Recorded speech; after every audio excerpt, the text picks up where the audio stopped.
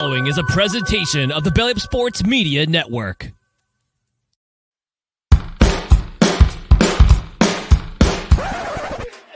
Victory Monday!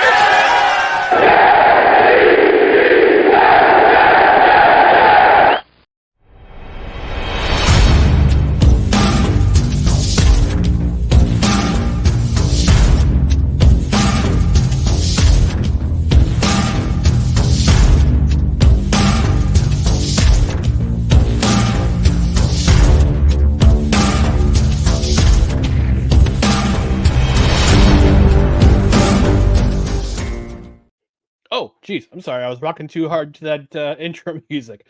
Welcome, everyone, to Victory Monday. From No Credentials Required, we are presented by the Belly Up Sports Media Network. My name is Ryan McCarthy. I'm one of the co-host of Victory Monday.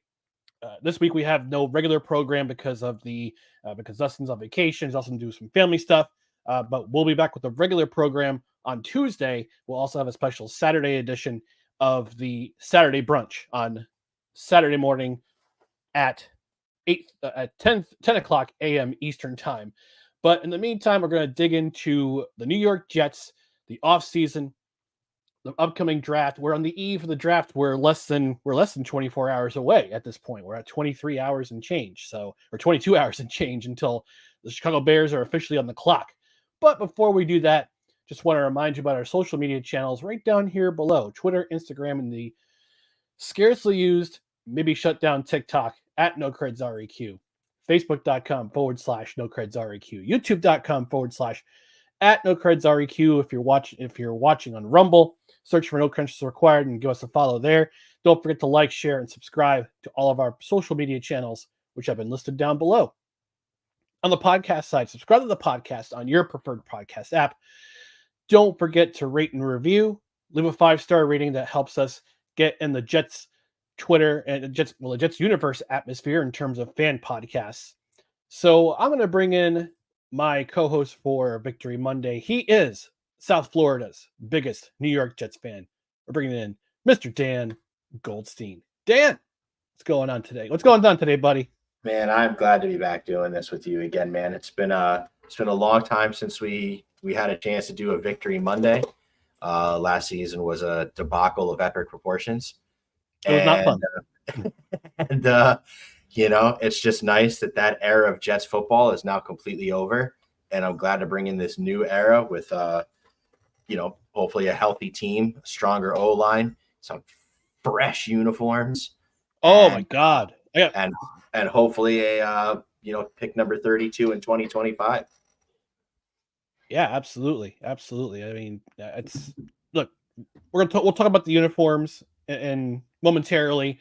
4-year-old Ryan is having a fun time with those uniforms. It's Kermit the Frog vibes. As I meant, if you're not familiar with the program, I have expressed the reason why I'm a Yankees fan, a New York Jets fan. I can go back in the history when I told it to Dan. He died. It was pretty funny.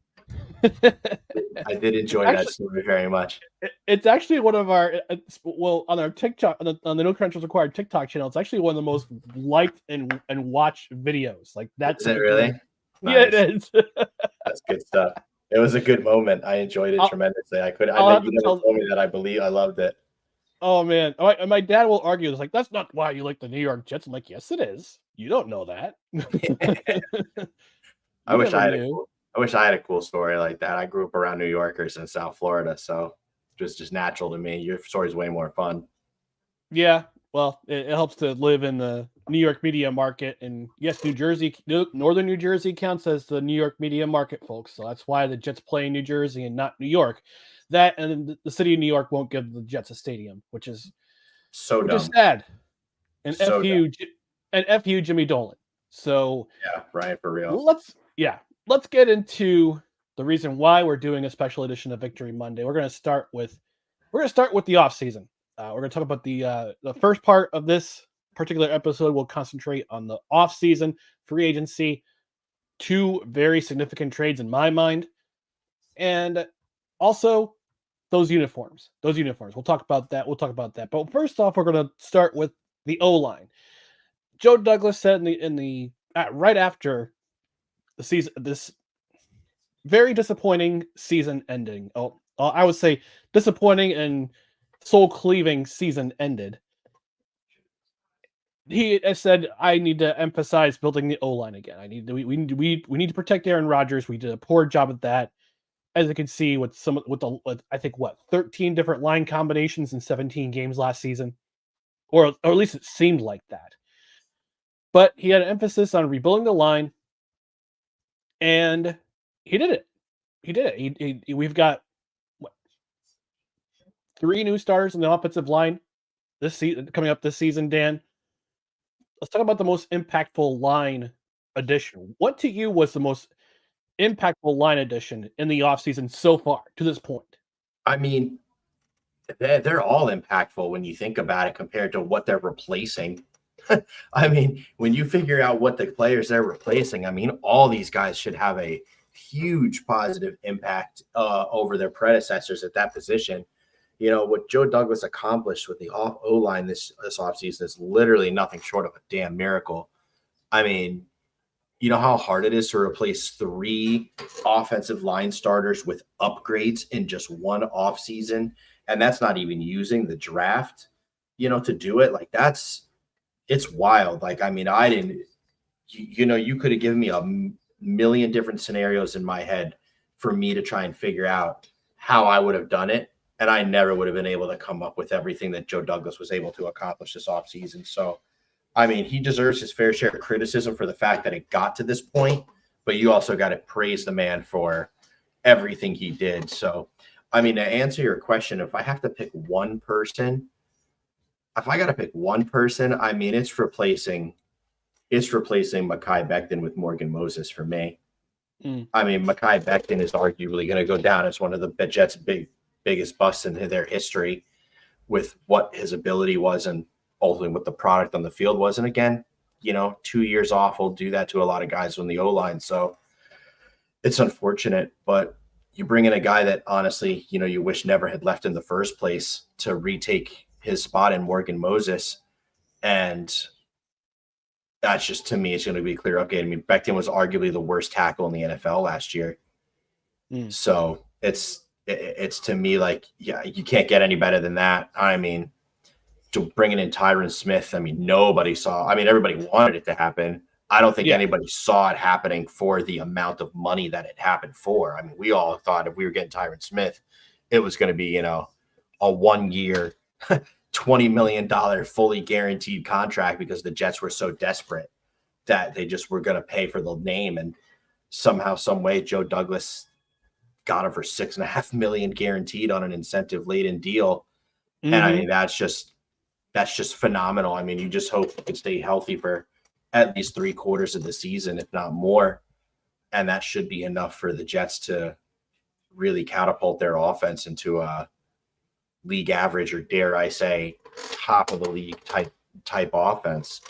So again, and then replacing Laken Tomlinson with John Simpson. I mean, it doesn't seem like much, but Laken Tomlinson was one of the worst guards in football last year. So if you go with somebody like John Simpson, a younger ascending player that's got way more attitude than Laken ever did, that should also be a serious upgrade. And you have the chemistry between Simpson and Moses being on the line together for the last 3 years, or 2 years or 3 years. I don't remember.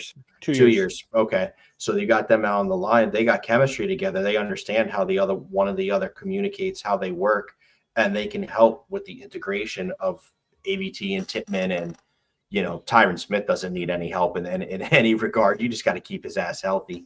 So, I mean, I'm thrilled with what he did with the line. And, I just pray to God we get some injury luck this year. I'm not a religious man, but I'm praying for health on the O-line this year. Yeah, for sure. And I just gotta say, I gotta say that all those New York Jets fans on social media who were yelling at their screens, yelling at their phones on day 1 of official free agency, saying, "Oh, Joe Douglas needs to be fired. He should be fired for his inactivity on day 1." Listen, we've been spoiled And I think Daniel will say the same thing. We've been spoiled the last 2 off seasons with all the acquisitions that the Jets have made. Mm-hmm. Look, I wasn't expecting him to come out but gangbusters on day one because they had some cap issues to figure out, which they did. They released CJ Uzama. They made some cap restructuring with CJ Mosley. They did some things to restructure a lot of contracts that were there that I wouldn't say they were bad contracts, but they needed to be restructured in order to rebuild this team. And I think Joe Douglas did a really good job regarding that. And yeah, to all those fans on social media yelling at their screen saying Joe Douglas should be fired, you had to be patient. All right, you had to be patient because he's going to cook up something. And lo and behold, 11 p.m. on the opening night of free agency, boom, John Simpson signed, 2-year deal. Yeah, and I mean, it's just, we all wanted big names. We all saw that, we all understood that this is a win now year. So we all understood that Douglas and Saleh are on the hot seat. So, I mean, it's understandable to think that, we need him to come out gangbusters and sign, all the top dogs as much as possible, pay for the Robert Hunts and pay for the Damian Lewis's of the world and give these, massive contracts out there. But at the end of the day, I'm so much happier that didn't happen. Yeah. Because what Joe Douglas was able to accomplish in the deals he gave out was to bring in guys on shorter deals without crazy cap hits while drastically improving both the floor and the ceiling of the O-line without sacrificing our cap for the next 2 to 3 years because of it, which is going to be incredibly important because after next year, all of Sauce, Garrett, Jermaine, and Brees are eligible for extensions. Yep. So you need, it's hard to see how all 4 are going to be able to stay.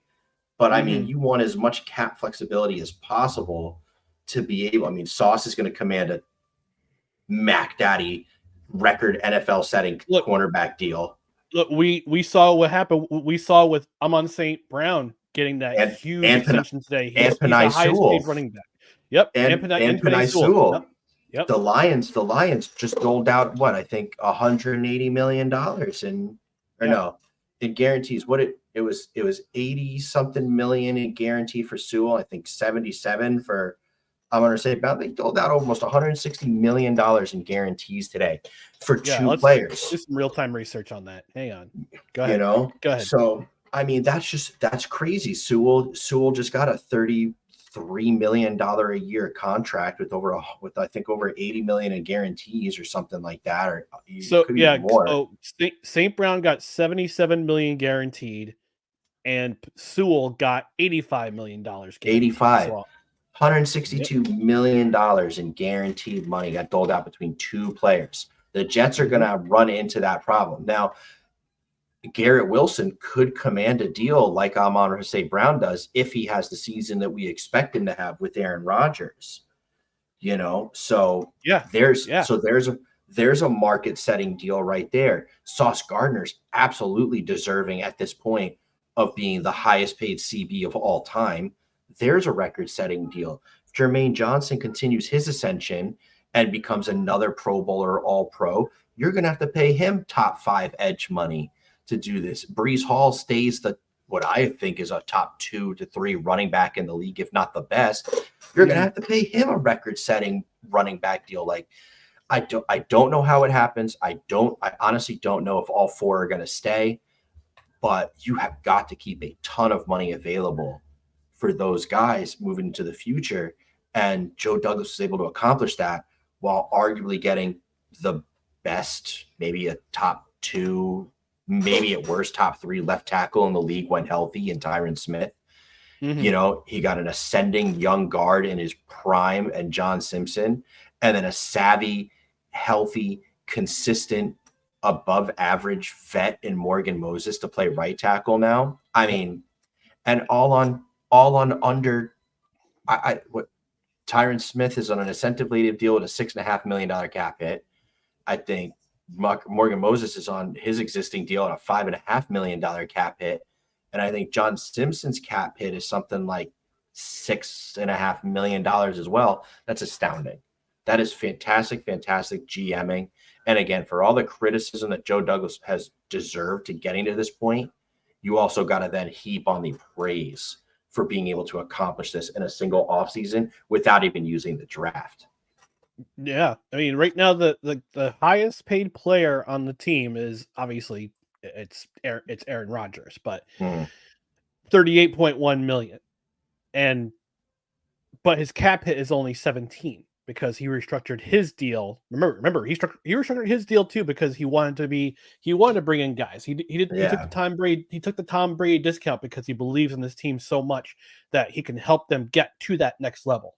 But that next level begins with the offensive line.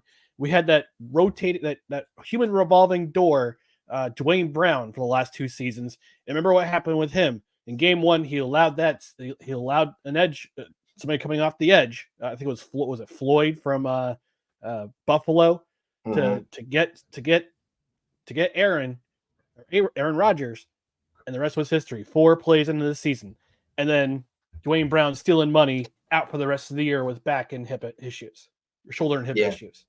It's a shame. It's a shame. They tried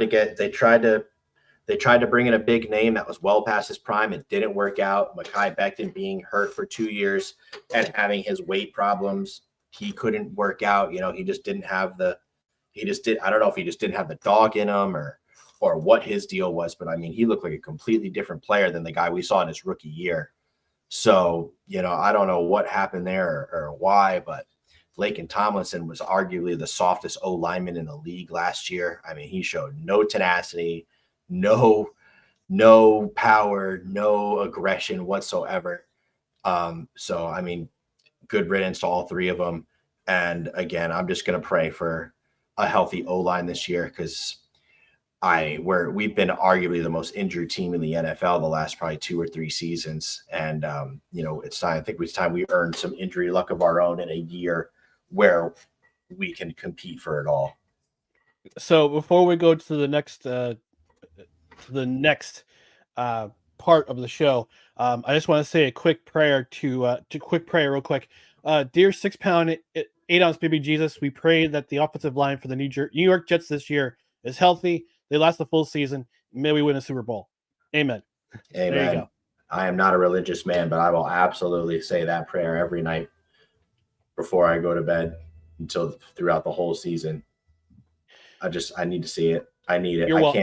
I can't handle that crushing, that feeling again of Aaron Rodgers going down and the season being lost like that. I can't do it.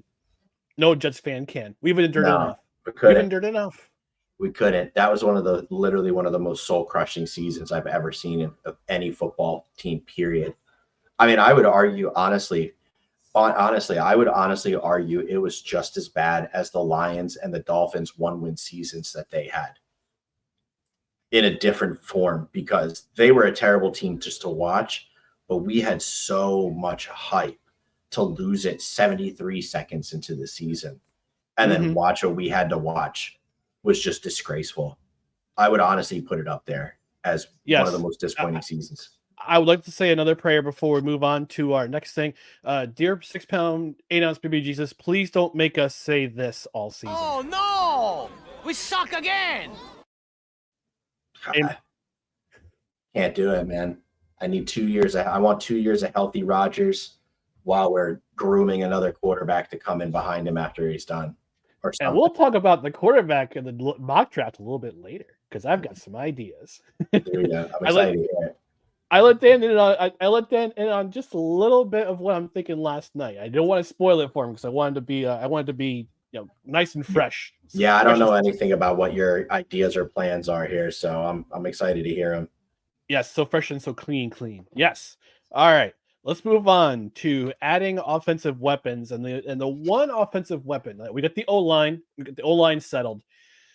The Jets need a little bit more offensive explosiveness, especially at wide receiver with Corey Davis retiring unexpectedly. There's rumors that he might apply for reinstatement, and the Jets would be expected to cut him, which means that the dead cap money for him would be on the books. But then we have the tale of Mike Williams. Mike Williams, former Los Angeles Charger, and probably the greatest. How do I say this? The greatest luring of a free agent I've probably ever seen. I mean, this is going to go down in NFL history with what went down here. What NYJ Matt pulled off this offseason is Hero. absolutely legendary. And I personally, if the Jets win it all and like Mike Williams stays healthy and he's a big part of it, I think they got to find a way to get that sandwich in the Hall of Fame. Like they got to like get a fresh one from Morgantown Diner and like put it in epoxy and just let it sit in the Hall of Fame for the next 100 years of just this epoxy breakfast sandwich. Just spin it. It just needs to sit in the box and just spin. Just spin. Spin to be spin. That's what I need to see in the Pro Football Hall of Fame. It's just an epoxy Taylor egg. What do you call it? Pork roll or Taylor ham? I call it Taylor ham. That's what that's what us normies call them. Like the people who are tea sippers call it pork roll. Okay. Well, I'm a Floridian. We don't have it down here, so I'm just gonna go by what you say here. But yeah, you know what? Remind me when your birthday is? January 22nd. Shoot. All right. Yeah, never mind. It's way past due. I was gonna say actually, you know what? For our friend anniversary, I'll send you an 8-pack of Taylor ham. Okay. I'm cool with that. I'll send you a key lime pie so you can have a taste of Florida. I'll send you a legit Florida key lime pie. Just don't send an alligator on the side, okay? I appreciate that. Alligator's delicious. I mean like a live alligator, not cooked alligator. I haven't had cooked alligator yet. I don't go near reptiles. I'm not crazy. Good for you. Those guys are nuts. I don't do that. I don't do that. Yeah, you're South Florida, man. You don't go near that stuff. I don't go near that. The Everglades is 20 minutes. It's 20 minutes west of me. I don't ever go there. And nor should you, because you're civilized. But getting back on track here, Mike Williams hurt most of last year. I think it tore his ACL in week 1, week 2. A little later than that. I think it was actually closer to like week 6 or 7. Okay. Let's do some research here. But Dan, talk about the impact that Mike Williams can make on this offense if all goes right with this offense, with extra protection, time to throw. I know that he is I think he's the league leader in yards per catch for the last 3 seasons. 15.4 yards per catch? 15.8. Yeah, that's right. This guy can impact. This guy opens up the field for Garrett Wilson.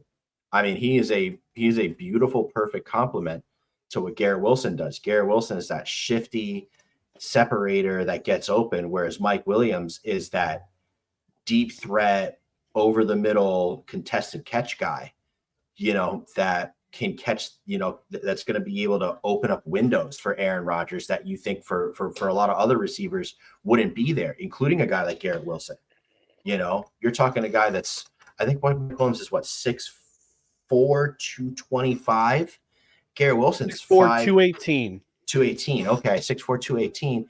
And Garrett Wilson is 5'10", 190, maybe 195 if he's put on a little bit of weight since being in the league, etc. But let's call it 200 max. He's 200. I mean, we're talking 2 completely different guys here on what their abilities are, and he was a perfect complement to what he could be. You just got to hope that his ACL and his hamstrings, which have been, the bane of his existence pretty much in the NFL, can stay healthy. I mean, his problem has been soft tissue injuries. So yeah, he played in 3 games last year before tearing his ACL. Was it 3? I thought it was a little later than that. 3. Only 3. So, and then before that, he's missed some games in the season. Not a lot, but I mean, he missed a couple here and there because of the hamstrings. He hasn't started more than 15 games, but I mean, the last time he started 15 games was in 2019. That was one of his best years. His first year, he broke out with over 1,000 yards. Well, just by a yard, but he led the league in yards per reception with 20.4 yards per reception. 20.4. Well, that's insanity. 49 receptions, 1,001 yards. On 49 catches, you put up 1,000 yards, where you're just a big play waiting to happen. You're like beyond a chain mover at that point. I mean, you're just a stretcher. You're just a absolute field stretcher with the size to go up and body anybody that's sauced against you. I mean, probably to me, I mean, if Mike Williams is healthy, and the whole offense can stay healthy, it's probably a good bet that both Garrett and Mike Williams break 1,100 yards. I would say pretty easily they're both going to break 1,100 yards, to be honest with you. I mean, to me, Aaron Rodgers and the O-line stay healthy the whole season for the most part.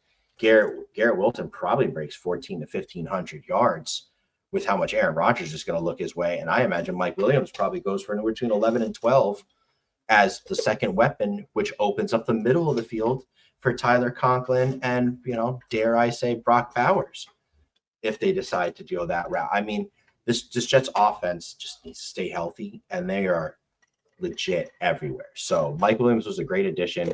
And again, for the money, you can't beat it. I mean, 1 year, $8 million, on an incentive laden deal. I mean, you can't beat that again as well. I mean, it was a perfect contract. I'm glad they never let him out of the building, and I'm glad that a Taylor ham, egg, and cheese sandwich was able to close that deal. I mean, it's phenomenal.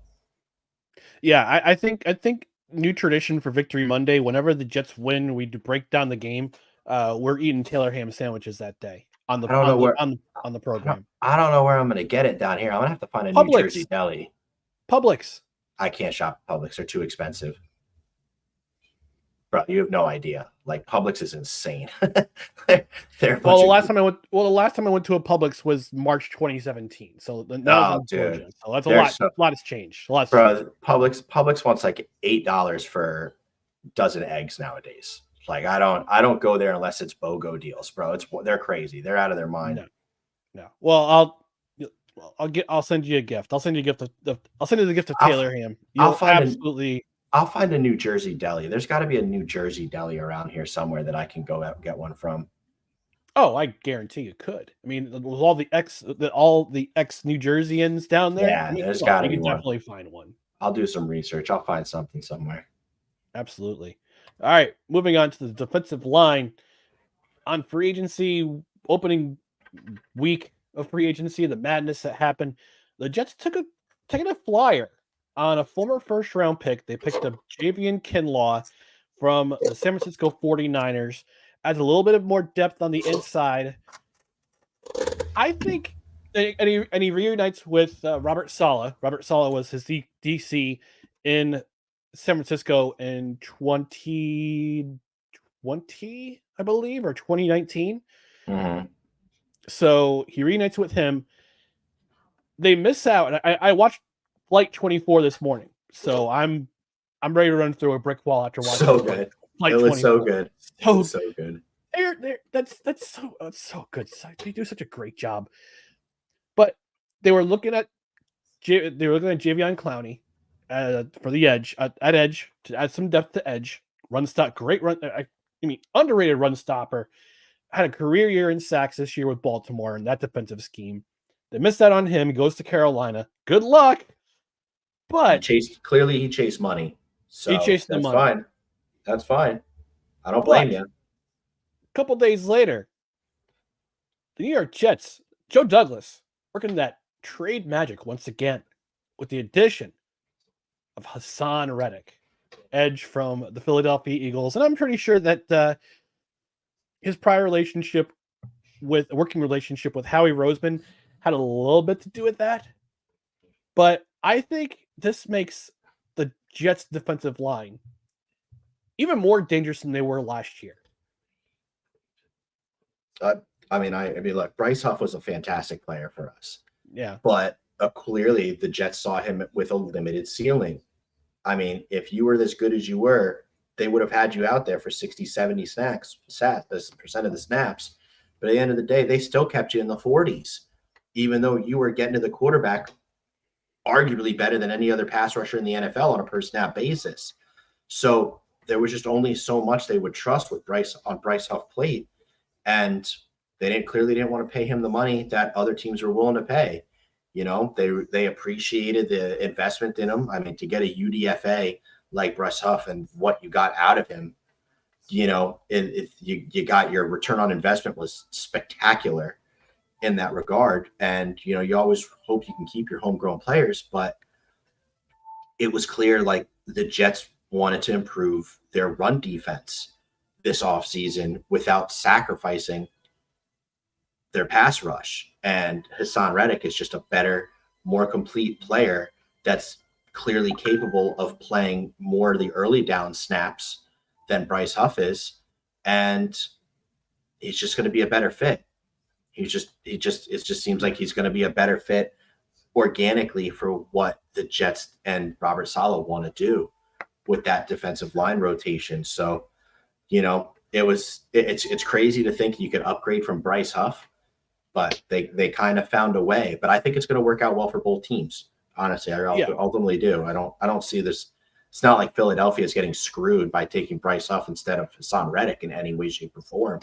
No. I just think the move worked out for both sides.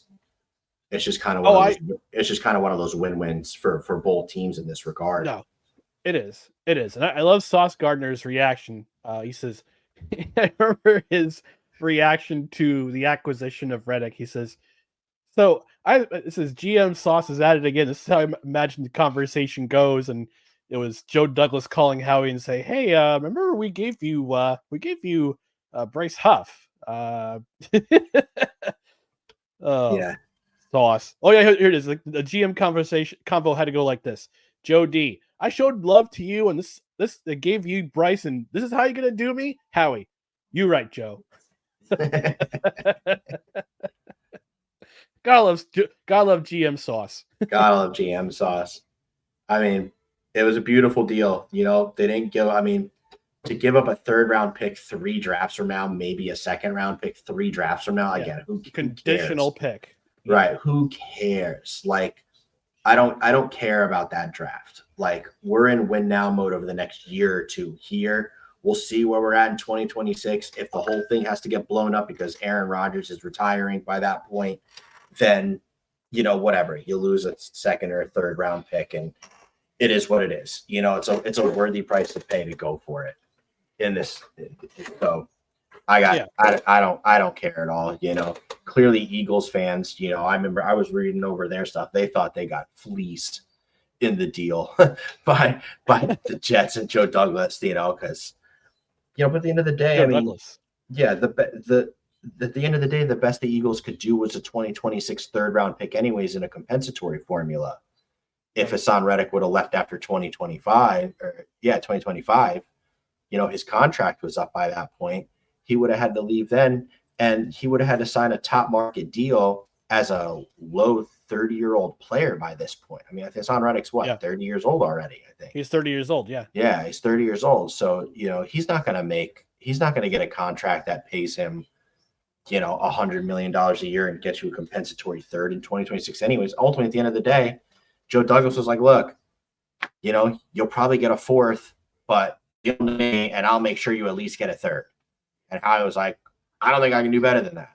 Yeah. So, okay, done, whatever. And it worked out. It worked out perfectly. And he's going to be between him and I think Kinlaw was an underrated signing. Granted, they definitely paid more money for Kinlaw than I think he was clearly worth. So it's a 1-year deal. Yeah. At the end of the day, it is a 1-year deal. I mean, you kind of hope you got a player of his caliber and injury history for more around $4 million than $7.5. But, he's a former 1st round pick. I was so high on Kinlaw coming out of South Carolina. I was so high. I thought he was a game wrecker. And it's just unfortunate that injuries have kind of really taken their toll on his career to this point. So to take a 1-year flyer on a guy with the ceiling of Javon Kinlaw to be groomed, hopefully against a healthy by Saleh, Ulbrich, and Aaron Whitecotton, this could be the best year he ever has. And he could very easily replace what we've lost in Quentin Jefferson in that regard. So, at the end of the day, it's a 1-year deal. He overpaid by a couple million, few million, maybe. It's not my money. So how upset can I really be about it? Yeah. 1 year, $7.25 bill, only a $2.85 million cap hit. So yeah, the rest of it is incentive late. It's incentive laden. So he's going to have to make some. He's going to have to make some efforts because his base salary is 1.14 million. signing bonus of 1.1 million, roster bonus of 340,000, excuse me. And the cap hits only 2.85. So it's a cheap deal. And again, it's an incentive laden. So if he hits all those marks, he's going to get a payday. And if it would be worth it for the Jets, because totally that meant he stayed healthy and he dominated on his time on the field to hit those max factors on there. And it probably means the Jets defense was top 3 in the league. Yeah. And so it's one of those Joe Douglas 1 year prove it deals that he's known for. This is basically what it is. And he's got a guy who's 6'5", 319 on the interior line rotating in and out with Quinnen Williams and John Franklin Myers. Let's pray he lowers the penalty mark he usually has this season, because he's a penalty machine when it comes to roughing the passer penalties. I do have to acknowledge one of our guys in the chat, Wise El Jefe, checking in, New York fan. I gotta play this PSA as he checks in. The following is a public service announcement from Wise El Jefe, Boston.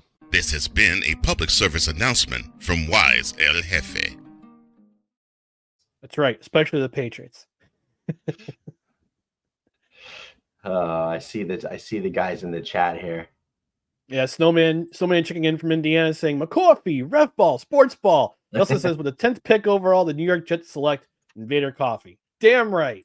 Best coffee in the market. Jake Asman's really been pushing for Knoble from college. You've been seeing that?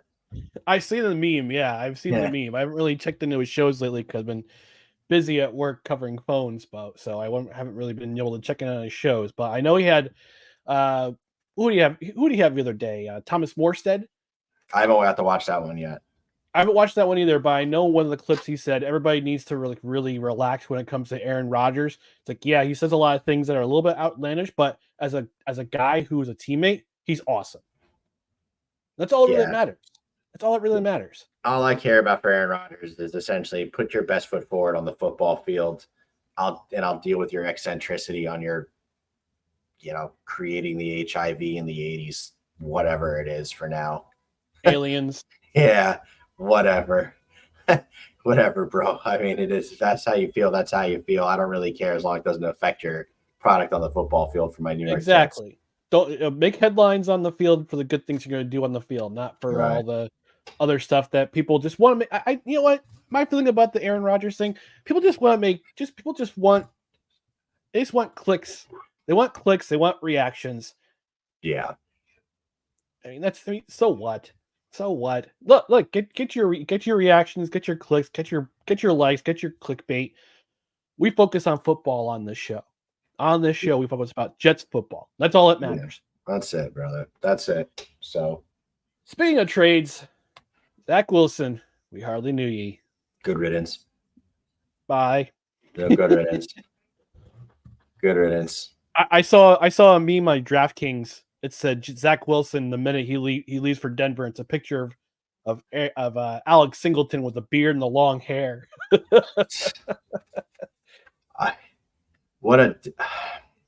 Listen, I'm not ever gonna. I'm gonna pretty much never mention Zach Wilson's name probably after this podcast. Well, they do play the Broncos at home this year. Will Wilson be playing? Who the hell knows at this point? I mean, look, their quarterback room right now is Zach Wilson, Jarrett Stidham, Ben DiNucci. Yeah, it's ugly. That has got to be one of the worst quarterback rooms in the history of the NFL right now. So I heard one of my buddies, who's a local radio host, yesterday said it's the number one quarterback room in the UFL. Yeah, pretty much. I don't even know if that is. I mean, I'd almost rather have Chad Kelly.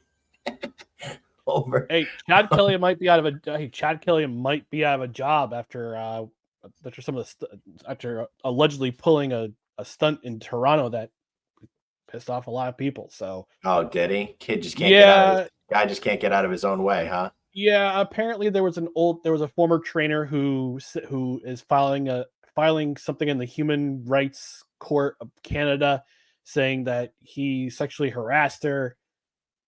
Look, we'll see what happens. I mean, we'll see if the story pans out. I mean, he threw his trainers under the bus last year at the Grey Cup at the CFL season-ending award show because he had a poor performance in the Eastern Final, which I called on the alternative play-by-play for No Credentials Required. Check it out sometime.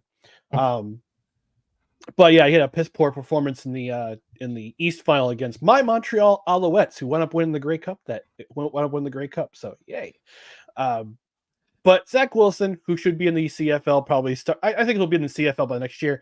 But all joking aside, I had a friend who is Broncos fan tag me. He says Ryan must be laughing on the floor right now. I said, you know what? I feel about Zach Wilson the same way I felt about Sam Darnold, in that he had so much potential and he showed glimpses, just the smallest glimpses of brilliance. Yeah. The point throw against the Titans in 2021, the game against Houston in 2021, where he was coming off his injury and he had a pretty solid game there. The head-to-head on Sunday night last year against Patrick Mahomes, where you had this feeling of, okay, maybe this kid's finally starting to get it. Yeah. And then they go on that string of 38 consecutive drives without a touchdown. And after that, to the bench with you. We're just gonna trade you. And actually, I credit Joe Douglas too for doing the right thing and saying, and when Zach Wilson came up to the offseason and said, "Listen, this ain't working. I need a fresh start." And Joe Douglas accommodated him in that with a fresh start.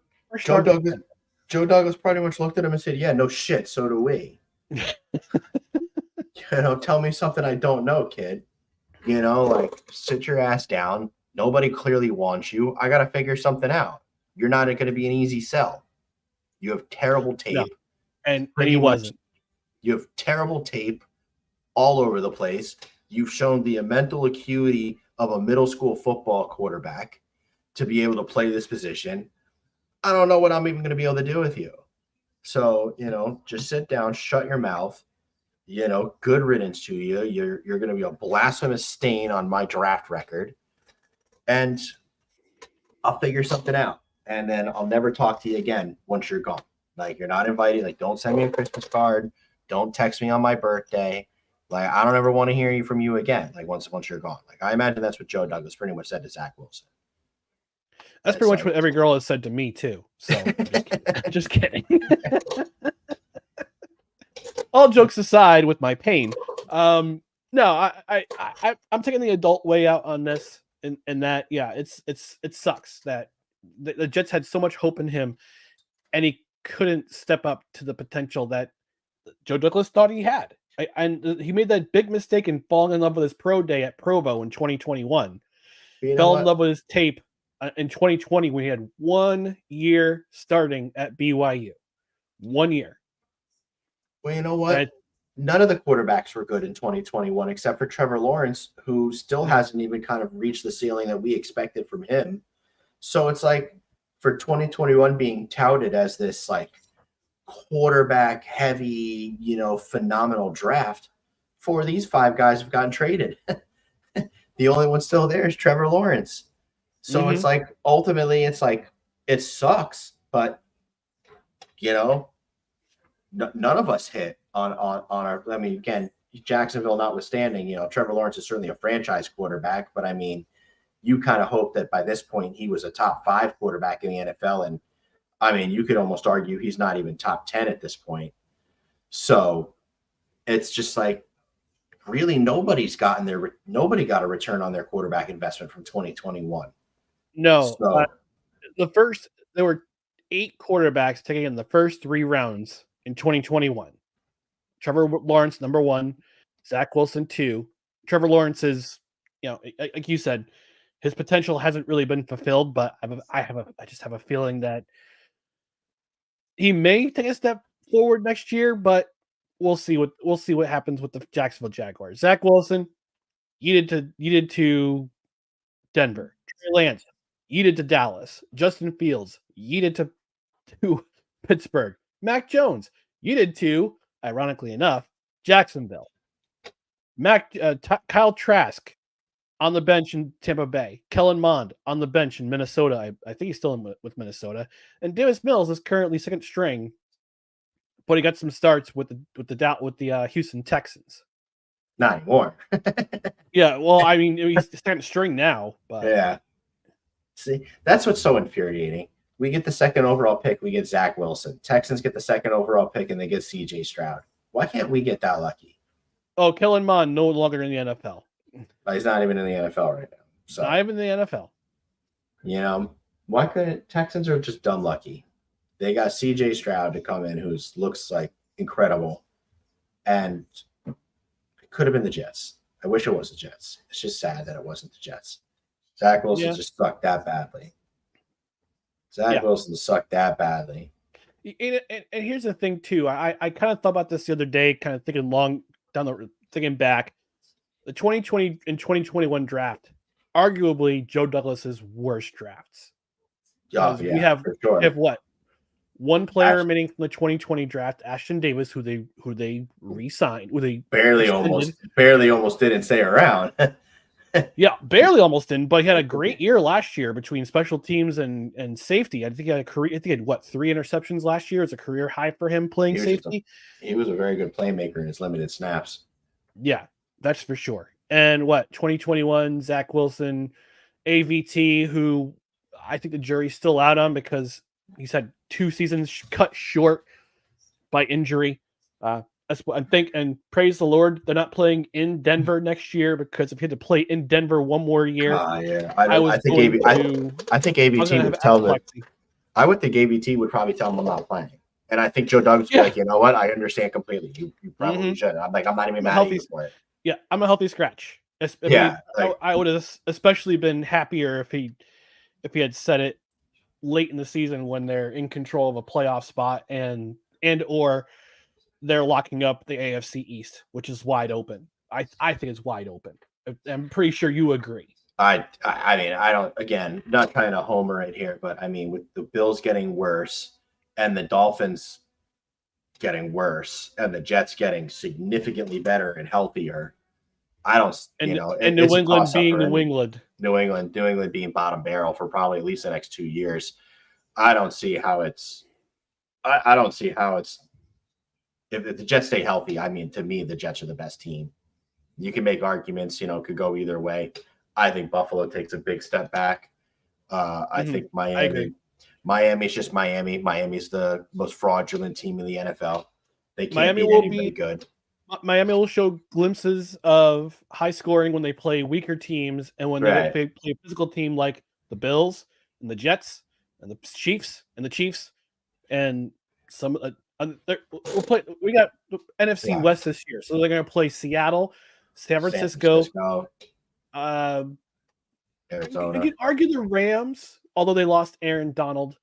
They're still a good team, but if they get punched in the mouth, they just wilt. They wilt.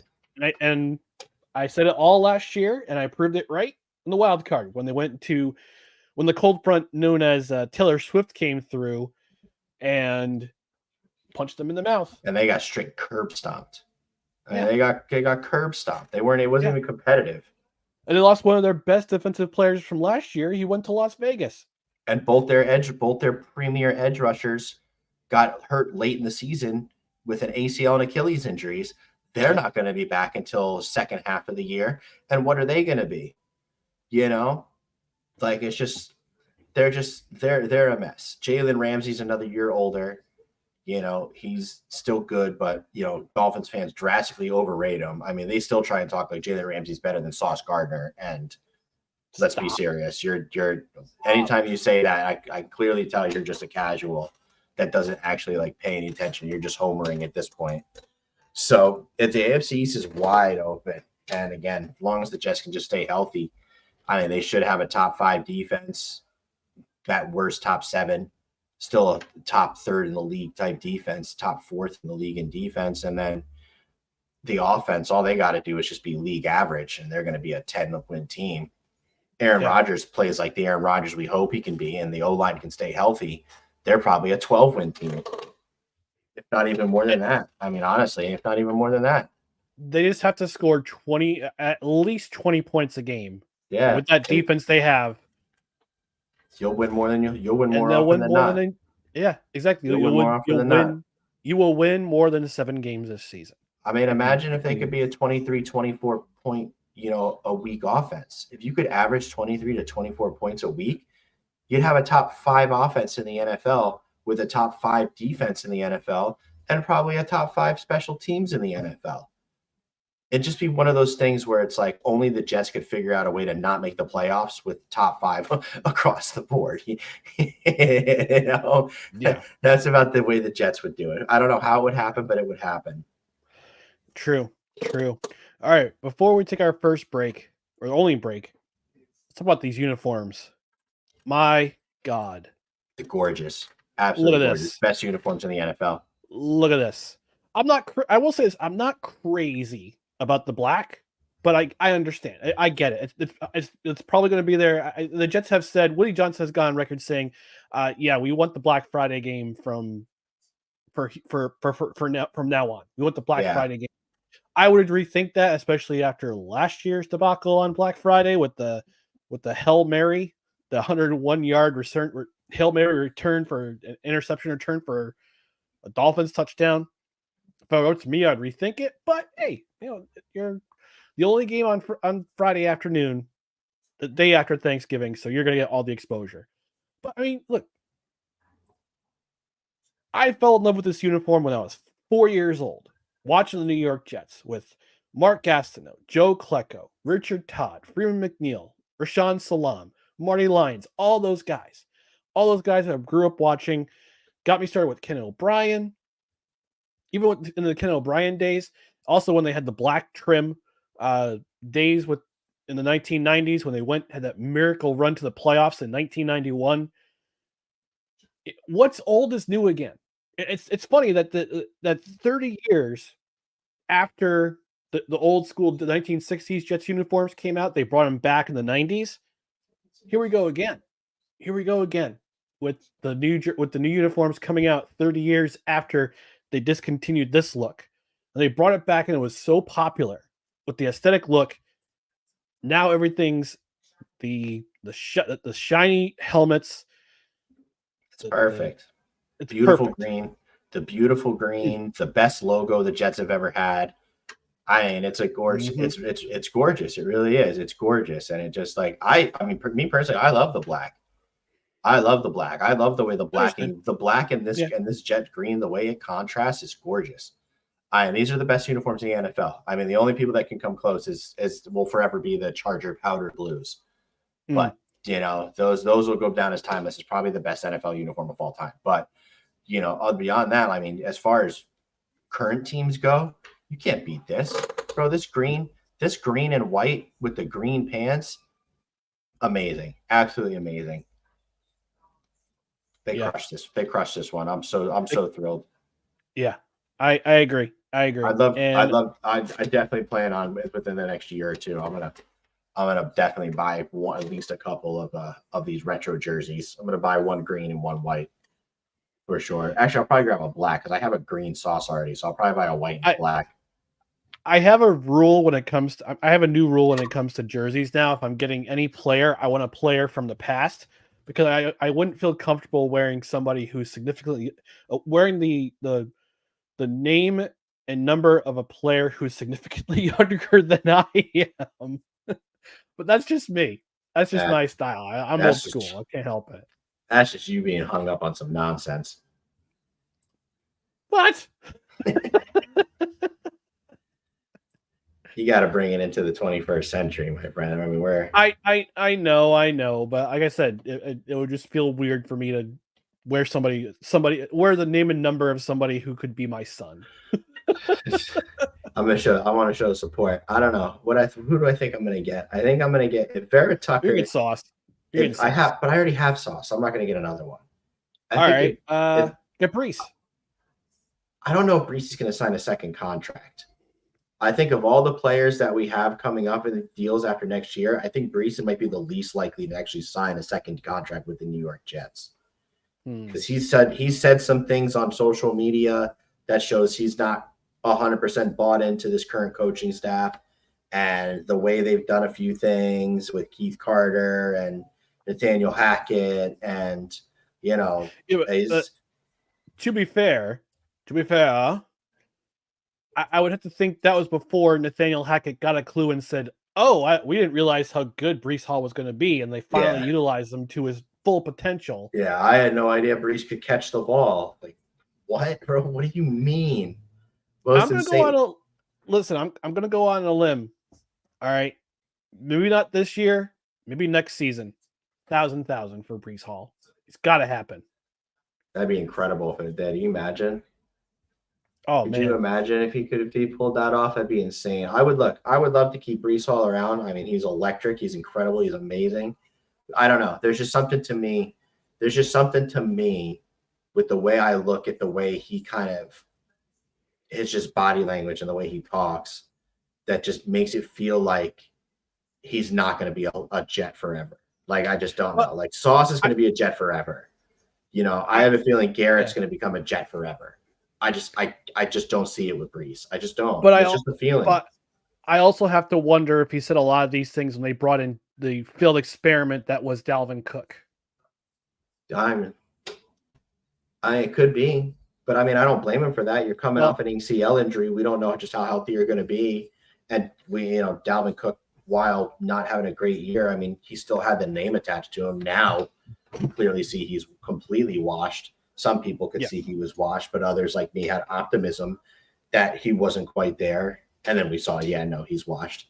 So, it's just, I don't blame him for it. I mean, we needed some depth from you and we chased a name, and, it just, unfortunately, like all the other moves we made last offseason, it blew up in our faces. So, last offseason was a bad offseason for Joe Douglas in a year where he really needed it to be, he really needed to level up. I mean, to have Aaron Rodgers go down and Alan Lazard look like he doesn't even know how to play football, and Dalvin Cook, running into his lineman at every given moment and being able, not being able to break a single tackle. And it was a bad year. It was a bad year for Joe Douglas. So let's just hope this year is completely turning the tide on our free agency periods. Yep. Yeah. All right, we're going to take a commercial break. When we come back, we're going to go over our mock drafts. You're so old. You're so old. Look, that's how I remember things, okay? Like, hey, listen, when you get to your 40s, all right, young man. I'm 38. I'm not far. That's right. You're not far. You better find out. You're gonna learn soon, son. All right, when we come back, we'll talk about our mock drafts with the New York, first round of the NFL draft coming tomorrow night. So stay tuned for Victory Monday, presented by No Credentials Required and Belly Up Sports. Righteous Felon Craft Jerky is the official jerky of Belly Up Sports. For over a decade, Righteous Felon Craft Jerky has led the American meat snack revolution by concocting delicious, adventurous, U.S.-sourced jerky recipes for uncompromising carnivores across the country. With 15 different flavors to choose from, Righteous Felon has all jerky lovers covered, and by using promo code BELLYUP, you will get 15% off your purchase at righteousfelon.com. Do your taste buds a favor today and rip into a bag of Righteous Felon jerky.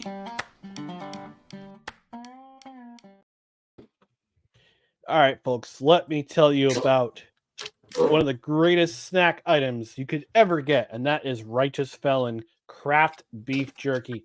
Do yourself a favor, go to righteousfelon.com, try a few flavors, get a few flavors of their incredible beef jerky.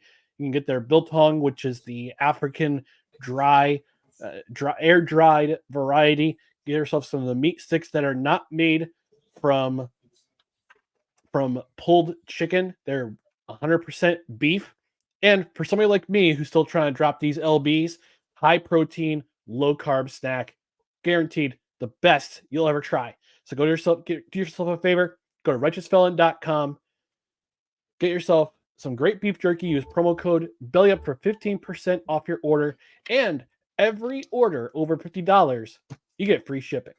And it shows up pretty quick to your door too, so it's really convenient. But I mean, I live closer to its location in Westchester, Pennsylvania, so I get it pretty quick. But yes, go get yourself some flavors, great variety, and once you try it, get a taste, you'll fall in love. You want to get more. So righteousfelon.com, promo code BELLYUP at checkout, 15% off your order. And again, high protein, low carb snack. If you're trying to drop the LBs like me, trying to be health conscious, go get yourself some snack items at righteousfelon.com. Righteous Felon Craft Jerky, again, proud affiliate sponsor with Belly Up Sports. All right, Dan. Listen, real quick. Biltong is one of the greatest things ever. Biltong is absolutely incredible. It is one of my absolute favorite things in the world to eat. I'm blessed that we actually have a small store that deals in South African meats and snacks and stuff like that. And I can go and get legit biltong like 20 minutes from my house. And it's like filet mignon, like jerky. I don't even know how else to describe it, but like it just melts. It's just this beautiful, delicious meat that just melts in my mouth. It's so good. Biltong is so good. Righteous Felon has a 3-pack. You get the Darth garlic, which is with black garlic, the anchovia, which is a little bit spicy, and the Nelson Mandela, which is dill flavored beef biltong. So only $20. Don't be scared. Don't be scared of the name just because it says tongue in it. It's not tongue. It's just phenomenal, and it is one of the greatest snacks you'll ever eat. So, yeah, and this is a legit craft jerky. Get yourself some really, really good stuff. All right, let's talk about our mock drafts here, Dan. And I've done over 1,000. I've only done joking. I've done a few, but I kept 5 that go from most likely to most outlandish. Okay. I'm ready for it. All right. So the most likely scenario is that I see the Jets staying at 10, and they pick Troy Fautanu from Washington as the 10th overall pick.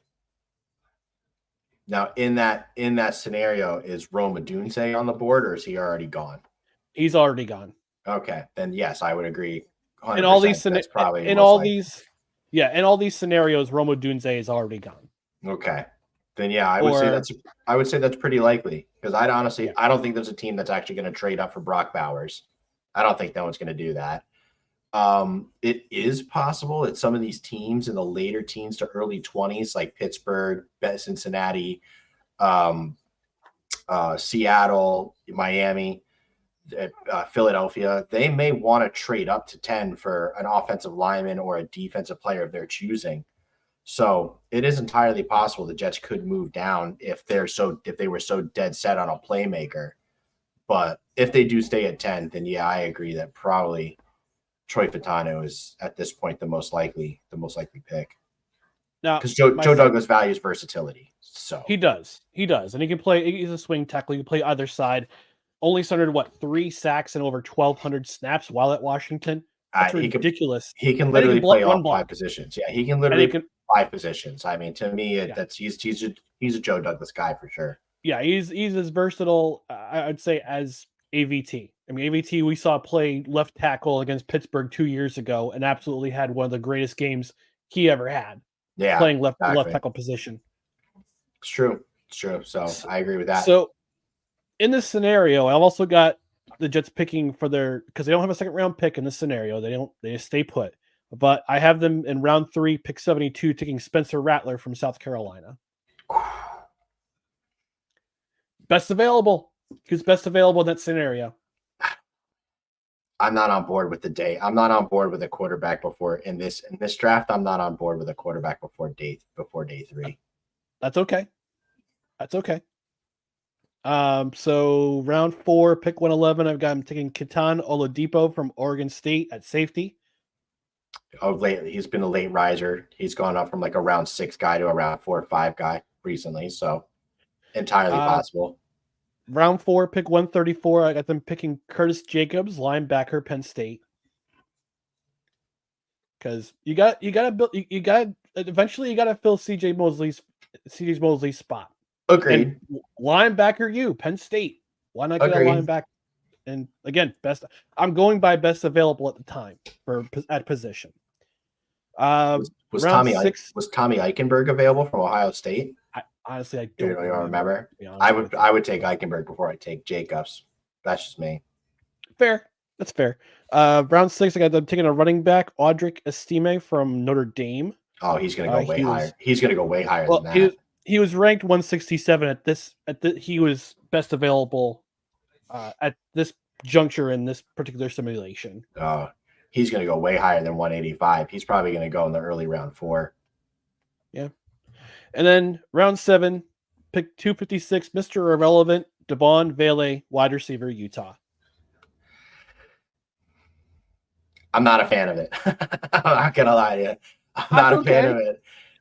Look, these are all look, mock drafts are subjective, like power rankings are all subjective. It's true. It ultimately means nothing because it's just a fun exercise that we can do just to kind of, make conversation. But ultimately, if that was the haul the Jets came out with, I'd be very thoroughly underwhelmed. Yeah, I mean, I will disclose in 3 of my 5 draft simulators, I have them picking Spencer Rattler and Curtis Jacobs. See, Rattler's not my guy. Rattler's not my guy. That's fine. Not in round 3. Much rather prefer Michael Pratt in round 4 than Spencer Rattler in round 3. Perfectly all day. Fine. Yeah. You have the right. You have the right. You have the right to be incorrect. That's okay.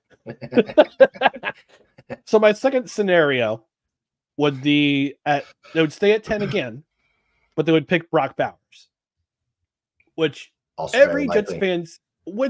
I think every Jets fan just seems and every a lot of mock drafts I've seen, they have them picking him number 1. That they have him at 10, and I know Brock Bowers is great as a great pass catcher, very versatile, Joe Douglas type of guy.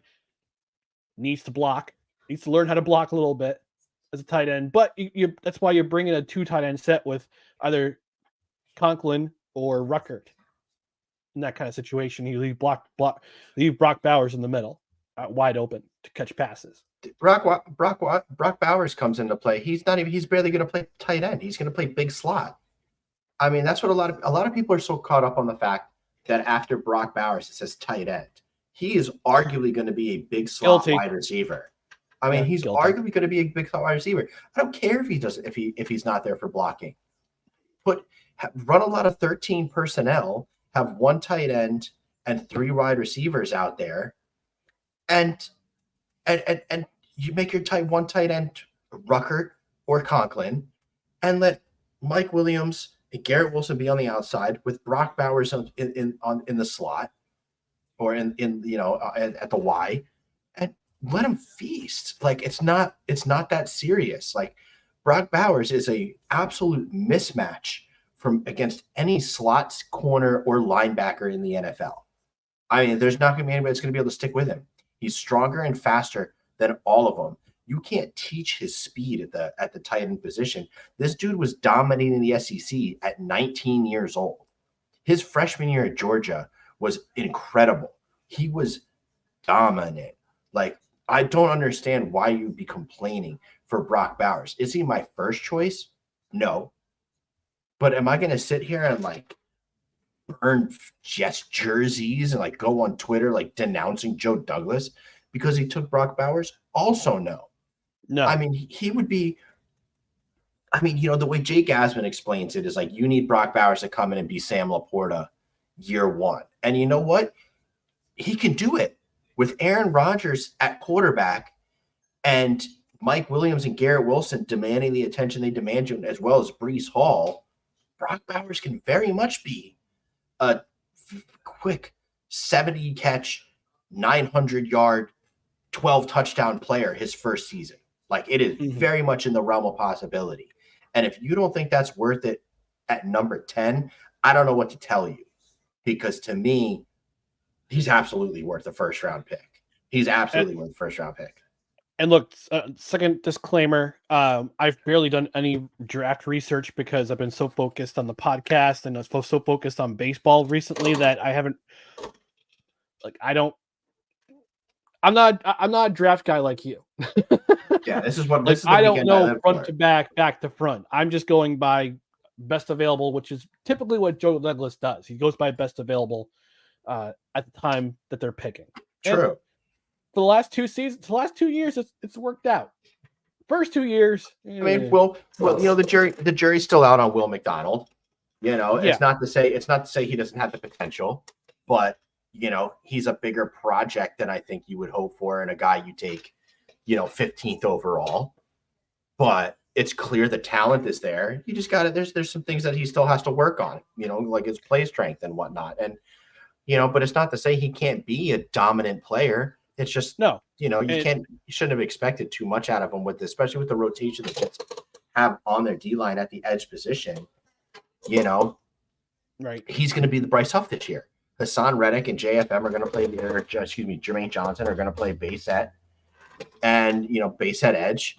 And Will McDonald comes in on third downs to try and be what Bryce Huff was. And that's a wide 9 speed rusher that can bend around the corner and beat the tackles to their spot and, hopefully grab 7.5 to 10 sacks this year. And you know what?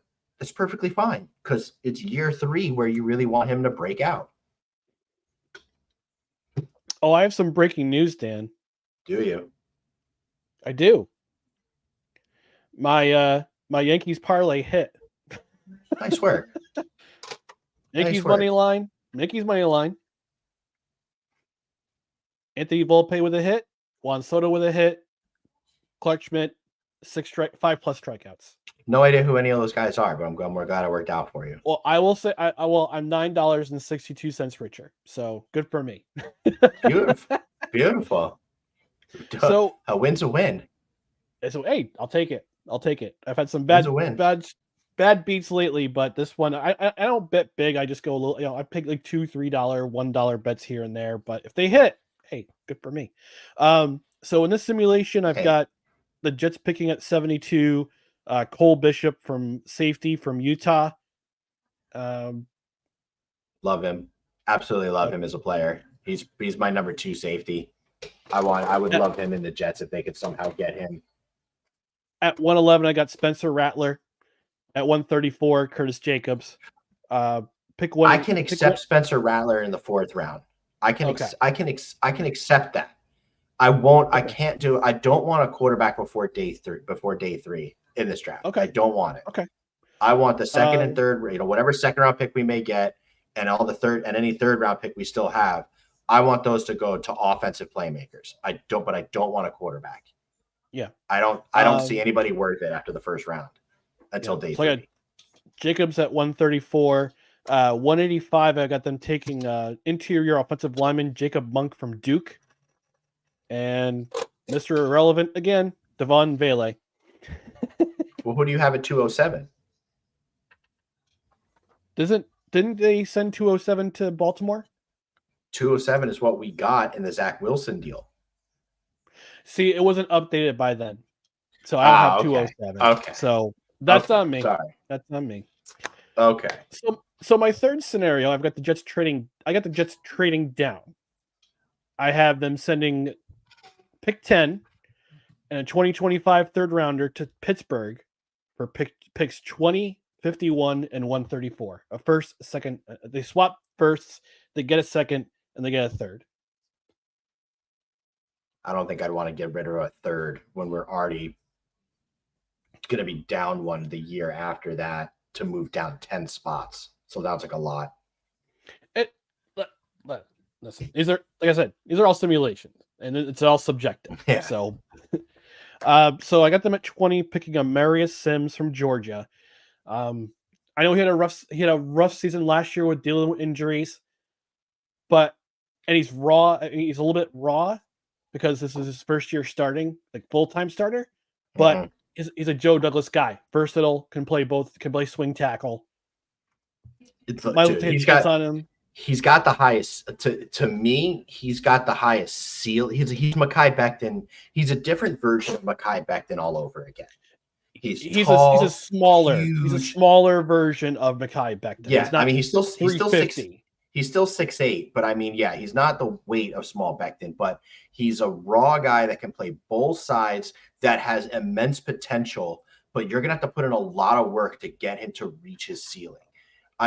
He's only got 8 games of starting tape out there with Georgia, but the 8 games he's got is excellent. I mean, it's excellent. His feet is amazing. His hands are amazing. His anchor for someone 6'8" is spectacular. He's got a wide base. He's got loose, fluid hips. There's things he still has to work on technique because he's basically been working on with his physical abilities. And the biggest reason why I selected Mims, he could be under the learning tree of Morgan Moses and Tyron Smith. And again, it makes sense to grab him, but then you really have to hope that neither one of them get hurt, because then you don't know what you're getting yet with Mims. You know, you could feel more confident with a Troy Fatanu or an Olu Fashanu or a JC Latham in this scenario if Tyron Smith. I don't trust Alabama offensive linemen. I understand the argument for it, and I understand, Latham has his issues. I mean, he's a penalty machine, and he's got to drastically clean up his handwork and whatnot, but there's no doubting his potential. I mean, he has way better upside than Jonah Williams or Alex Leatherwood or any of these most recent guys have had coming out of Alabama, way more. His problem is that he's pretty much limited to the right tackle position only. You could put him at guard, but he's a little too big for me for guard. The cautionary tale was one Andrew Thomas left tackle New York Giants. That was my cautionary tale.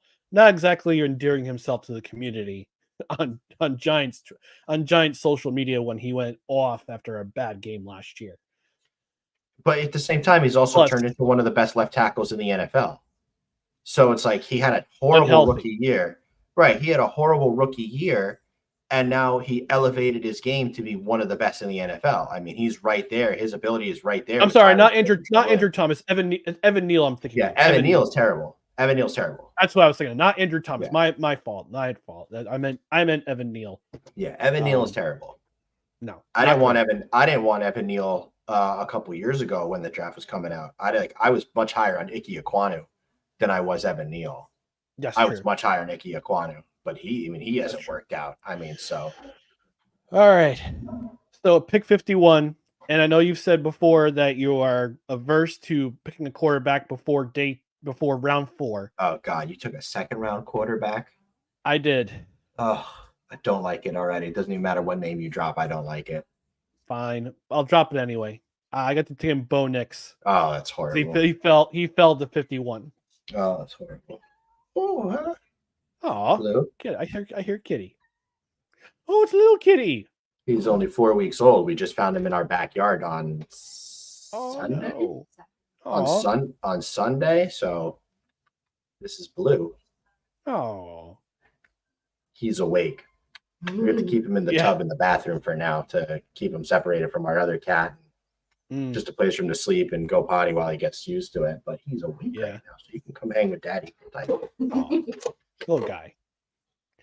All right. So continuing on after this disappointment, pick 72. I'm saying Tyler Nubin, safety, Minnesota.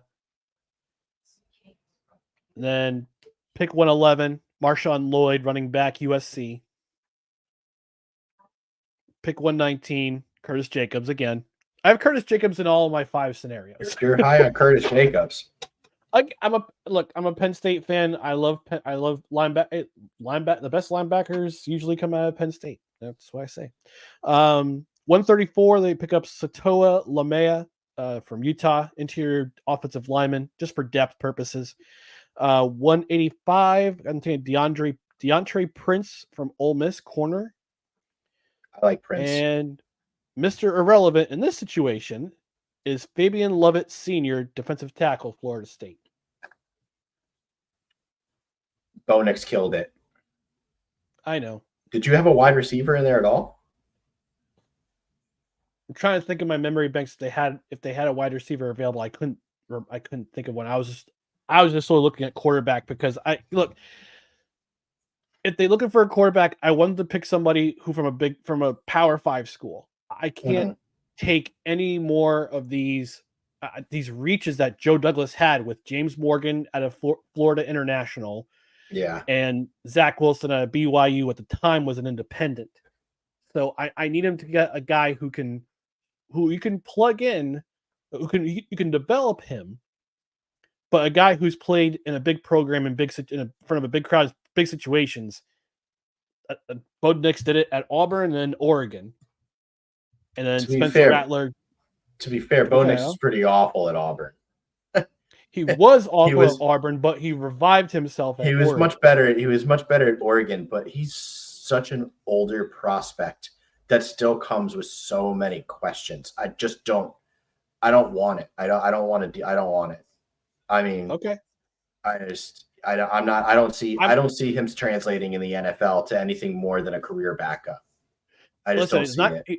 He's not Chris Wenke, who was drafted at 30 years old for the number 1 pick with the Carolina Panthers in 1998 after a failed baseball career. So yeah, the NFL was a different time in 1998. This is true. The game has changed quite a bit. Come here. Where are you going? He's gonna sit on your shoulder. He's almost off my shoulder though. You got to stay up here. You're gonna fall over. You can't take that ball. All right. On to my second least likely scenario: the Jets trade up. And again, I know I'm giving up way too much in this return, but this was the only way I could get the trade simulator to work, because again, with ESPN's trade simulator, everything's manual. Nothing's like, hey, we have a trade offer from here. We have a trade offer from here. It's all manual. So I have him trading with the Giants, pick 6 for pick 10. And again, I know I'm giving up way too much, but this is the only way the trade will be accepted. A first in 2025, a second in 2025. And again, I know I'm giving up way too much. It's a lot. But I have them picking Malik Neighbors at pick 6. I don't know if I'd want to give up. I don't know if I'd want to give up first and second, but Malik Neighbors is elite. I mean, he is an elite talent. I mean, that dude is going to light the NFL on fire. So yeah, I mean, even if there's no trade involved, I think the Giants still take Malik Neighbors at 6. They need a wide receiver. I think without question. I would be surprised if Giants do anything besides wide receiver. You have too much money invested in Daniel Jones. Like you may as well just let it fail this season, and then try and move on next season if you can. Eat some dead cap, have a crappy pick, and then take someone next year. But so I'm pretty sure next year's quarterback class is supposed to be pretty terrible. Yeah. Well, I suspect that next year's draft will be all. The way I see it with the NFL draft, and it's a swing in the pendulum.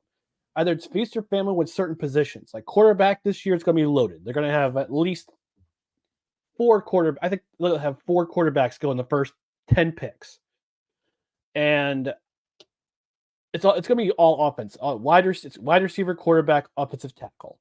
Next year, I think it's going to be defense again. It's going to be defensive tackle, linebacker. It's going to be defensive tackle, corner, safety, with little bits of offensive sprinkled in. It's a pendulum. Swings back and forth every year.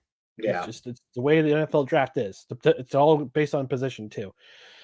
So continuing in this scenario, pick 73, pick 72. Again, I took Spencer Rattler. Pick 111, Curtis Jacobs. Pick 134, Bo Braid, safety out of Maryland. Pick 185, Christian Mahogany, interior lineman from Boston College. He'll be gone way before then. Probably no. This was the best available with the simulator. This is the best available with the simulator. He's probably a 3rd rounder. And then picks Mr. Irrelevant, Jordan Jefferson, defensive tackle, LSU. Those players aren't likely to be there. I mean, again, anything could happen. I mean, we don't know the behind the scenes stuff. So who knows if why players fall? But name value alone, those guys are all bound to be long gone before you got a chance to take them. So I don't know. For me, my least likely scenario, but the one I want the most, is a trade up to 5 with the Chargers to get Marvin Harrison Jr. I want quarterbacks to go 1, 2, 3, 4, and I want them to trade up to the Los Angeles and give up I will gladly give up my 2025 first rounder, and I will gladly give up the 2 4s this year as well. Do you want to hear Do you want to hear my craziest scenario, the most outlandish scenario? Let's hear it. JJ McCarthy drops to 10. And we take him. And we take him. Again, this is just the most outlandish, the least like the 0.0000001% chance. But I was thinking future quarterback for the future. That's why I was thinking. Yeah, I don't know about that one. I mean, I guess it won't happen. It won't happen. It won't happen. It won't. I want to see quarterbacks go 1, 2, 3, 4. I mean, I don't see how Minnesota doesn't get into the top 5. I mean, their whole point of their trade with Houston was to be able to get additional first-round ammunition so that they can get a quarterback.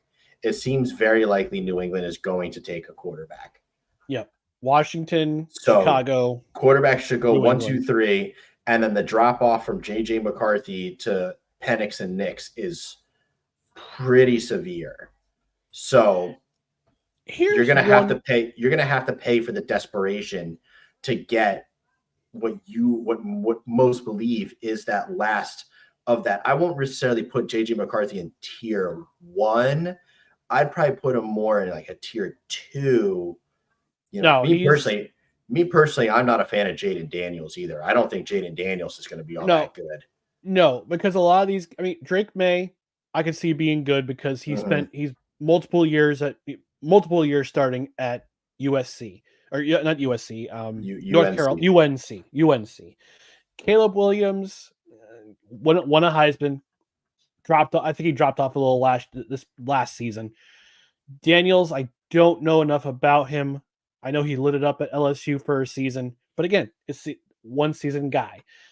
I do have one name I want to throw out there in terms of quarterback, and I want to see what your interest is if you would think about this name. Jordan Travis, Florida State. He's going to be an older prospect. I mean, Jordan Travis is like a 6-year senior, 6-year senior. So he's right 23 there. 23 years old. I think he's going to be 24 by the time the season starts. So he's an older prospect with injury history and has played a ton for the age and experience he has in college. So it's like he has the leadership qualities you want. He certainly has like the physical intangibles that are the physical abilities that you want. He shows some good intangibles, but I don't know how well he's going to be able to adapt to the pro game. I don't know. Like, to me, Jordan Travis to me feels like he tops out at like a high-end backup. He's a guy that you can play for 2 to 4 weeks if your guy goes down, and he can get you. He can stay the ship. But like, as a guy that can be like your franchise quarterback, I don't see that. Would you also say the same about Joe Milton? Oh, Joe Milton's not draftable. Joe Milton. There. Joe Milton's all arm strength. I don't see Joe Milton doing anything topping out more than a camp arm. Joe Milton's going to be that kind of guy where he's gonna travel around the league. Joe Milton will be on like 8 different rosters in like 5 years, and then it'll flush out of the NFL. I don't see Joe Milton doing much of anything in the NFL. Joe Milton, future Albany Firebird, apparently. Yeah, I don't see him doing anything like that. Exactly. He'll be the best guy in like the USFL or the XFL or the CFL or something. That's what he'll be. I've gone through my scenarios, Dan. I filled up this particular segment with my opinion with my scenarios. You've gone over 1,000 different simulations. I have.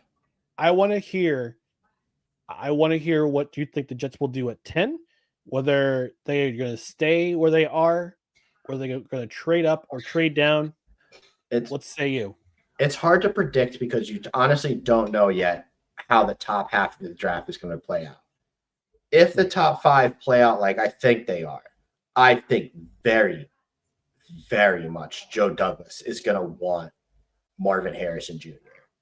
I don't think there's any doubt about it. I think Joe Douglas is going to do everything in his power mortgage the hell out of our future draft capital to go up with the Chargers and try and get Marvin Harrison Jr.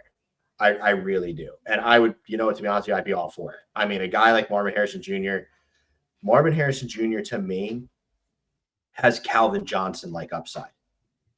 Mhm. That's in my opinion. I mean, he has Calvin Johnson-like upside. He is 6'4", 220 with what looks to be about 4.4 speed. Johnson was a freak of nature at 4.35, but he looks to have about low 4.4 speed, can out jump anybody, can climb the ladder, can stack defenders, can cut on a dime, can accelerate like nobody's business. Can run a full route tree. I mean, Marvin Harrison Jr. to me he's a no-brainer. I mean, he's the kind of player you're willing to mortgage a lot of your future capital to bring in for your team. I mean, he just is.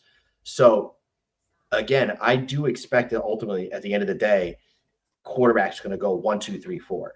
And I feel like Arizona is going to drop down with Minnesota, and Minnesota's going to take McCarthy, and the Chargers are going to be open for business. Now, I imagine Chicago is going to make quite a few phone calls to the Chargers. I imagine the Jets are going to make quite a few phone calls to the Chargers. I imagine the Raiders are going to attempt, but they're not going to get anywhere, being that they're in the same division, And I imagine Indianapolis is probably going to make a pretty compelling offer to try and get up that high too, just for the legacy factor and the fact that they want to give Anthony Richardson more weapons and to play with too. But to me, it's most likely is Los Angeles trades out with somebody, either Chicago or New York, and they get Marvin Harrison Jr. And I would love it for it to be us. Don't care if they give up a first rounder next year. I mean, me personally, I would offer both 4s and next year's first to move up with an LA spot. I would do that in a heartbeat.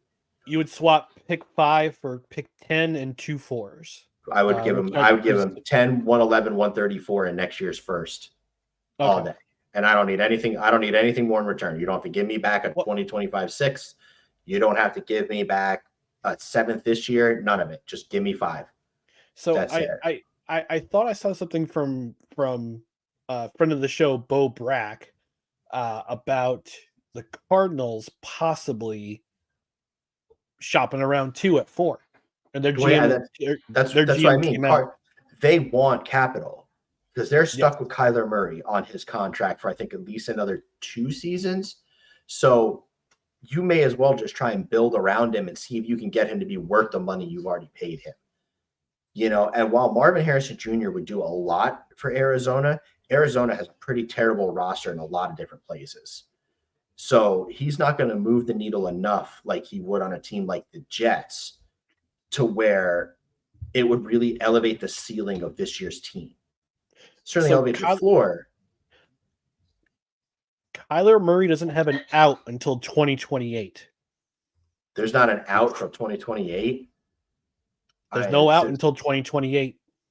That's to me. So like you're kind of stuck with him. Like you're stuck. Screwed. So you need capital now in order to really build around him. So like it would be in Arizona's best interest to trade out and get some future capital to allow you some flexibility in the later and for the next year, instead of trying to build into this year of it and let a team like Chicago with a rookie quarterback or the Jets who are going all the way the hell in on trying to win a Super Bowl to get a guy like Marvin Harrison Jr. I mean, excuse me. It's just there's so many options, but that to me seems very likely at this point. I just don't know what the Chargers asking price is going to be. Like, is next year's 1 and 2 4s enough to get it done? I honestly don't know. Like for a player of Marvin Harrison Jr.'s caliber, they may want even more than that. Problem is, I don't want to give up 72 this year and handcuff us to 1 pick over 2 days of this draft. Like we still need help in other areas. So I don't want to give up 72. I'm okay with giving up 2 4s and not having our first pick be till 185 and have number 5, 72 at 185, because at 1 and 72, we can get a bona fide, probable Pro Bowl rookie receiver to pair with Garrett Wilson in the slot and Mike Williams on the other side. And then you get 72, you get a guy who's a probable high-end depth if it's an O-line player, or he's a probable starter if he's a safety, or, you know, a D lineman like a Mason Smith, if they feel high enough with him, who they've taken a visit with from LSU.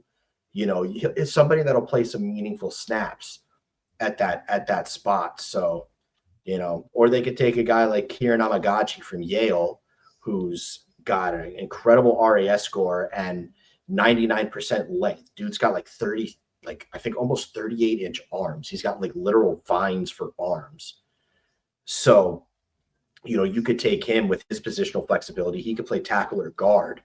So you get him as like your high-end depth at the offensive line, along with Marvin Harrison Jr. And I'm okay with it. But that to me is a very likely scenario. I just don't know what Chargers aspect is going to be. Now, if they stay at 10, I probably agree with you that Troy Fatanu is going to be the pick, because I don't think Roma Dunze makes it to 10.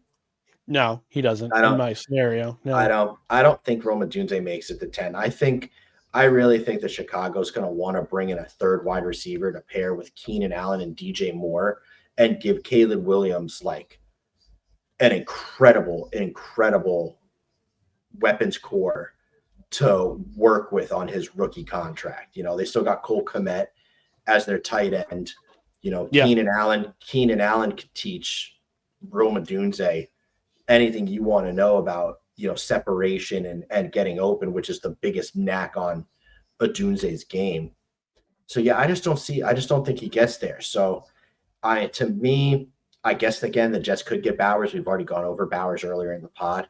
And again, I wouldn't hate it at all. I would actually be very no, I wouldn't hate it either. I think their most pressing need is offensive tackle, but if they got Brock Bowers, it could make them so much more dangerous. So much more dangerous in the middle. I wouldn't be mad.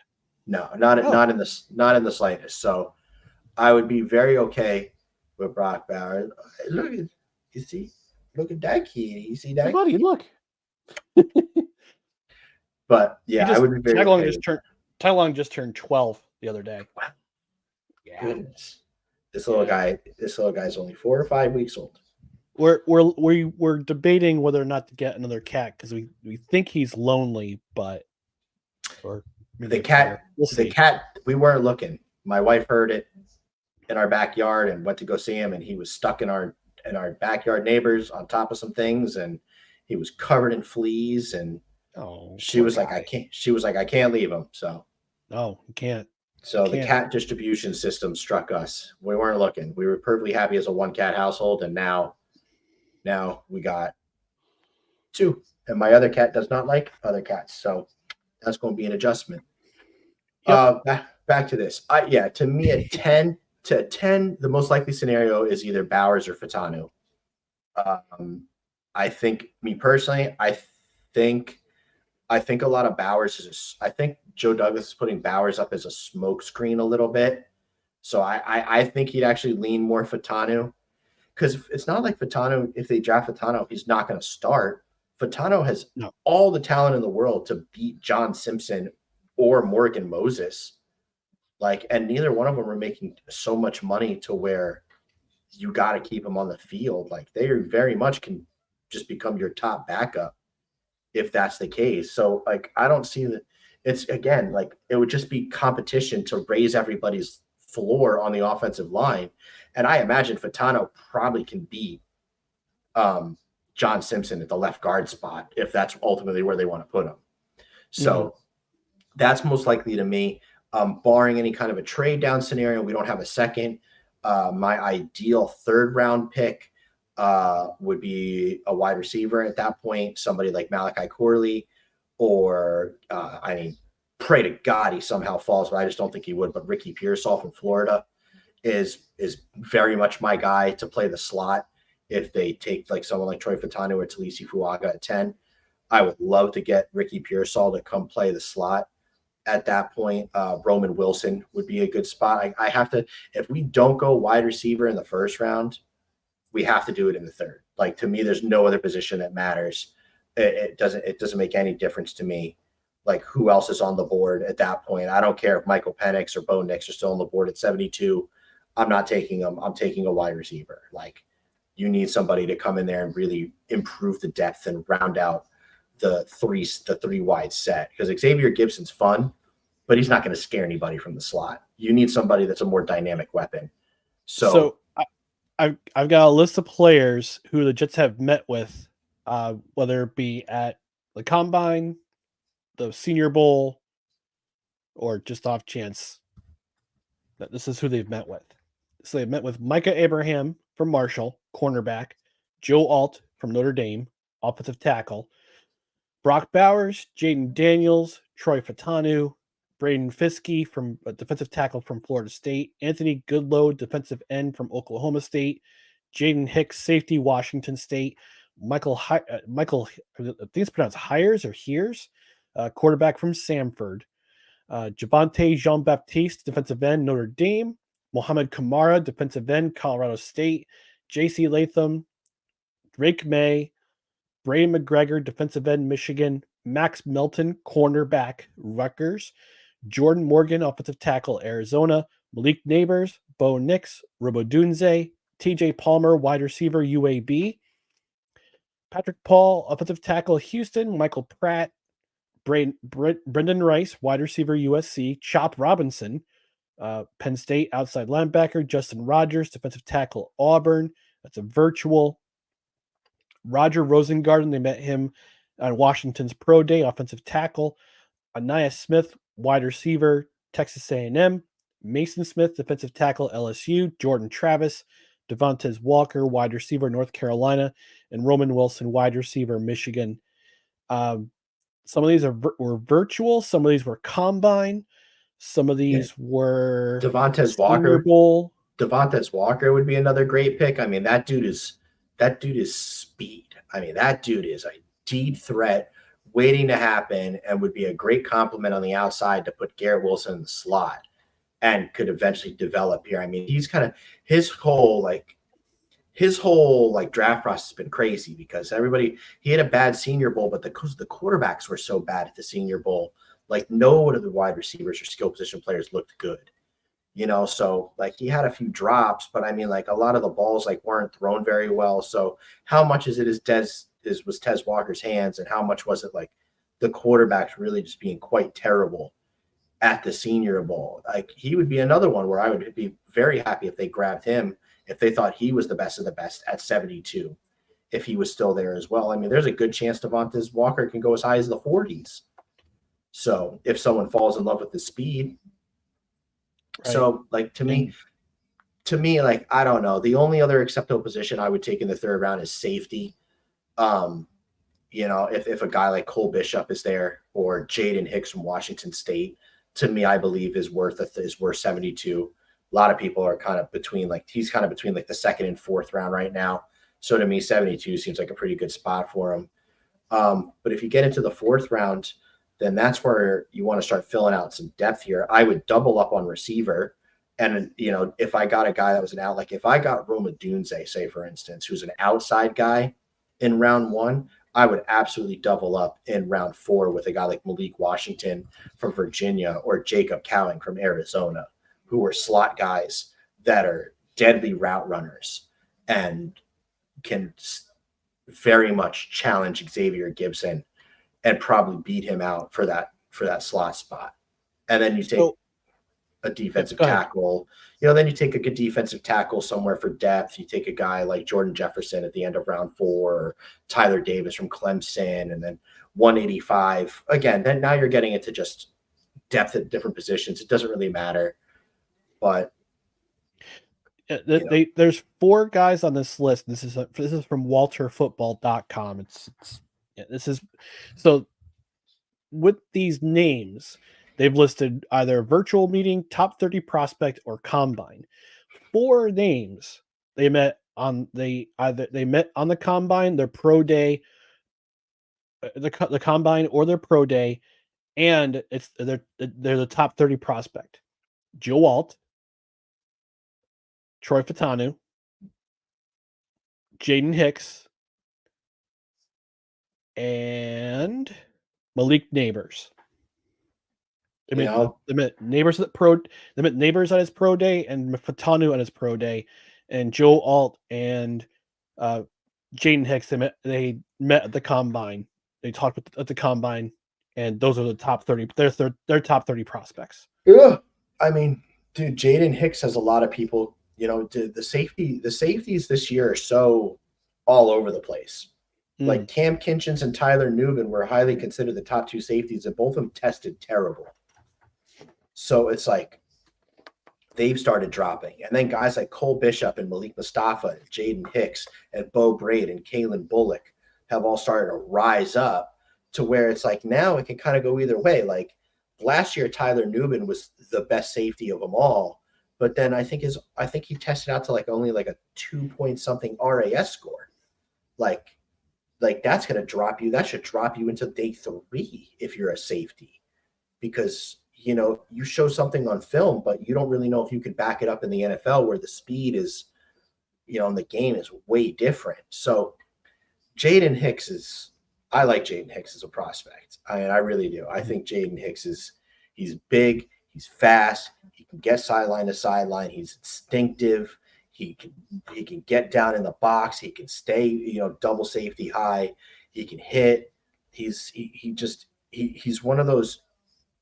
To me, he's a very good jack of all trades, master of none kind of salesman that would really help round out the safety room and would probably push Tony Adams, Chuck Clark for starting time by the halfway through the season.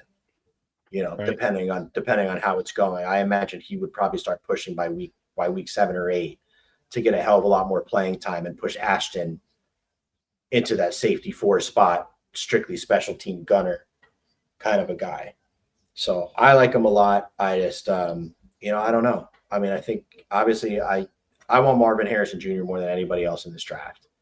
And I'm willing to do insanely disgusting things to get him if that's the case. But, most likely I do think they kind of come out with either Brock Bowers or Troy Fatanu. I think are the 2 most likely guys to become a New York Jet. And I'd be thrilled with either one of them. Yeah, same here. And look, this is a draft where you have a lot of flex. I mean, Joe Douglas said it himself on Flight 24. This draft is much different than the last 3 seasons in that they have a lot of flexibility. They can do a lot of things. They can trade up. They can trade down. They can take a top tackle prospect. They could take the best tight end prospect we've seen in a very long time. Very long time. Probably ever. Close. I would still argue Vernon Davis is probably a better tight end prospect in general coming out of college, but he's a better prospect than Kyle Pitts. Kyle Pitts was just an alien at 6'6", 255 with his speed, wingspan, everything like that, but was woefully misused by Arthur Smith. Yeah, who has struggled to translate to the game, but yeah, I imagine he'll be much better this year. And now Arthur Smith is the OC in Pittsburgh. God help you. To me, it's a perfect fit. I think Arthur Smith in Pittsburgh is a perfect fit because what was his name that was there last year? Matt Canada. He was horrible. So I think Arthur Smith fits perfect in as an offensive coordinator. I don't think he's a head coaching guy. I think he's a perfect guy to be an offensive coordinator, and just let him focus on that. And there's some guys who are coaches and some guys who are coordinators, and Arthur Smith is definitely a coordinator. All right. Well, we're both starting to fade, it looks like, so we're going to get out of here after this. I would say probably the longest live stream we've ever done. Yeah. Certainly. Yeah, we're not even going to bother doing a live one. It's just too long is gone. Let's just assume we get Roma Dunze and probably Kieran Amagaji, and that's how our first 2 days went. All right, we're going to get out of here, but first just want to remind you about our social media channels on Twitter, Instagram, TikTok at NoCredsREQ, Facebook.com/NoCredsREQ, YouTube.com/@NoCredsREQ. Don't forget to hit the like button on either or. And on Rumble, just search for No Credentials Required. The regular program comes back on Tuesday at 8 p.m. Eastern. And again, we'll have a Saturday brunch episode at 10 a.m. Eastern next Saturday. On the podcast side, subscribe to the podcast in your preferred platform. Don't forget to rate and review. 5 stars would be the preferred rating to rate us. And that's going to be it for this edition of Victory Monday, which is presented by No Credentials Required, presented by the Belly Up Media Network. For Dan and his new kitty, I'm Ryan McCarthy. Thanks for joining us. And we'll figure out when the next Victory Monday is going to be. We're going to react to the draft, and schedule release is going to drop soon, so we got to react to that too. Yeah, I think that's probably what we'll do. We'll wait for the schedule release to come out, and one on, then we'll do another one to kind of recap what's happened since then, because there'll also be some other free agency signings after the draft to kind of round out the last remaining spots that I guess. Yeah, and don't forget June 1st. And June 1st cuts are coming soon, too. Yep. Yeah, June 1st all right. cuts. So. All right. We're going to get out of here. So we'll talk to you sometime. We'll let you know when the next Victory Monday edition is going to be. That's right. And what do we say, Blue? Fins are trash. That's right, buddy. That's right. Fins are trash. What about you, Tag-Along? No, he's dead asleep. Anyway. Yeah, he's asleep. Well, not for long. Once I get up, he'll get up too. Anyway. Thanks again for joining us, folks, on Victory Monday. We'll talk to you next time. Go Jets. Go Jets. Jets, baby. Let's go.